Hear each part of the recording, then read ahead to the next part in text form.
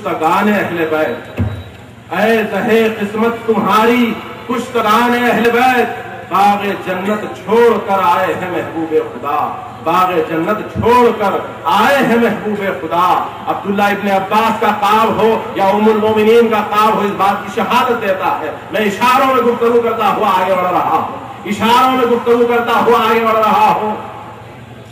سید عالم صلی اللہ علیہ وسلم کے پاس یہی شہزادے مسجد نبوی میں آتے اور اپنے نانا رسول پاک سے کہتے، یا رسول اللہ، نانا جان ہمیں اونٹ کی سواری کرنے کو دل چاہتا ہے، اونٹ کی سواری کرنے کو دل چاہتا ہے، قربان جائے میرے آقا کے۔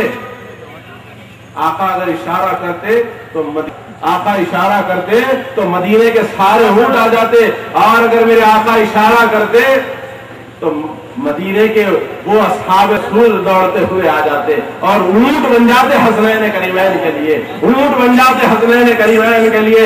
لیکن قربان جائے میرے آقا کی شفقت پر، قربان جائے میرے آقا کی محبت پر، سید عالم صلی اللہ علیہ وسلم سے جب شہزادوں نے مطالبہ کیا، نانا جان ہم اونٹ کی سواری کرنا چاہتے ہیں، سید عالم بے تکلفی کے ساتھ مسجد نبوی میں، صحن نبوی میں ریت پر اپنے دست کرم رکھ دیتے ہیں، ریت پر اپنے دست کرم قائدی جس کو کہا جاتا، دست کرم اپنے زمین پر رکھ دیتے ہیں میرے آقا سید عالم صلی اللہ علیہ وسلم، اور کہتے ہیں لو بابا یہ تمہارا اونٹ حاضر ہے، سواری کر لو۔ دونوں شہزادے میرے آقا سید عالم صلی اللہ علیہ وسلم کی پشت پر سوار ہو جاتے ہیں، میرے آقا مدینے کی ریت پر چل رہے ہیں، چل رہے ہیں۔ صحابہ کرام یہ منظر دیکھ کر حیران ہے، اللہ اکبر اللہ اکبر، ارے جن کے اشارے پر ڈوبا ہوا سورج پلٹ آتا ہے، جن کے اشارے پر چاند دو ٹکڑے ہو جاتا ہے، خود خدا یہ کہتا ہے لولاک لما خلقت الافلاک، باعث خلقت ہو شاہا، تم نہ ہوتے کچھ نہ ہوتا، رب نہ یوں مخلوق کرتا۔ ارے جن کے صدقے میں ہمیں زندگیاں ملی ہے، جن کے صدقے میں مخلوق کو اللہ نے پیدا کیا ہے، وہ آقا سید عالم صلی اللہ چل رہے ہیں، شہزادے پیٹھ پر سوار ہے۔ چلتے چلتے ایک شہزادے نے کہہ دیا نانا جان ہمارا اونٹ تو ہے، اونٹ کا نوکیل کہاں ہے؟ اللہ اکبر۔ سید عالم صلی اللہ علیہ وسلم جن کی زلف اطہر قرآن کھاتا ہے، جن کی زلف اطہر کی قسم قرآن کھاتا ہے، وہ سید عالم صلی اللہ علیہ وسلم اپنے زلف اطہر اٹھا کر دیتے ہیں، بابا یہ تمہارا اونٹ بھی ہے اور اس اونٹ کا نکیل بھی ہے، اگر تم اسے سیدھے جانب اشارہ کرو گے تو یہ سیدھے جانب کو چلے گا، اگر تم بائیں جانب اشارہ کرو گے تو یہ بائیں جانب کو چلے گا۔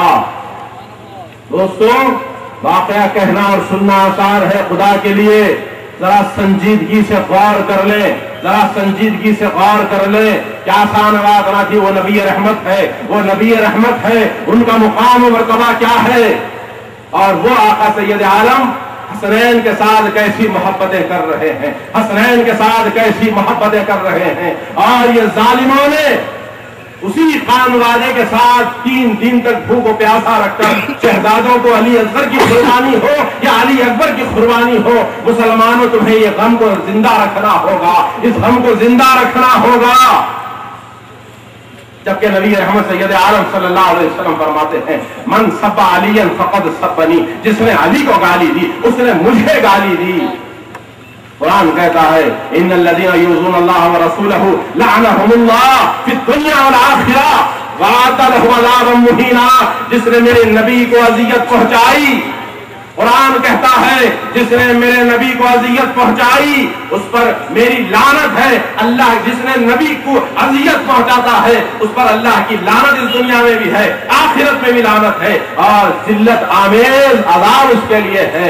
اللہ تبارک و تعالی آپ اور ہم کو امام عالی مقام کے کردار کو سمجھنے کی توفیق دے، ان کے مقام کی معرفت عطا فرمائے، ان کے طریقے پر عمل کرنے کے لیے طریقہ عطا فرمائے۔ برادران عزیز، آج میں جب کبھی یزید کے بارے میں کہتا ہوں تو سارے کا سارا مجموعہ یہ کہے گا کہ لعنت ہے یزید پر لعنت ہے، لیکن یہ بات بھی غور کر لیں کہ حسین ابن علی نے یزید سے جنگ کیوں کی، حسین ابن علی نے یہ قربانیاں کیوں دی؟ یزید کے کردار آپ کے سامنے ہے، زبان پر حسین حسین ہو اور کردار خدا نہ کرے یزیدی کردار ہمارا ہو. میرے آقا کی شریعت کو پامال کرنے کی کوشش نہ کرنا. میرے آقا سید یزید نمازیں چھوڑتا تھا، ہم نمازیں قائم کریں گے. یزید شراب پیتا تھا، ہم شراب کے قریب بھی نہ جائیں گے. یزید جھوٹ کہتا تھا، یزید راتوں میں ناچ و گانا سنتا تھا، عورتوں سے فحوش کلام سنتا تھا. آج گھروں میں ٹی وی چل رہا ہے، دجال ہمارے گھروں میں آ گیا ہے. ہم کیا کر رہے ہیں؟ ہر آدمی اپنے دامن میں جھانک کر دیکھ لے کہ جب یزید کو ہم برا جانتے ہیں، یزید پر لعنت کرتے ہیں، تو اس کے کردار پر بھی لعنت بھیجیں گے، اس کے کردار کو بھی برا جانیں گے. ہم یزیدی کردار پر عمل نہیں کریں گے انشاءاللہ. السلام علیکم ورحمۃ اللہ وبرکاتہ. اللہ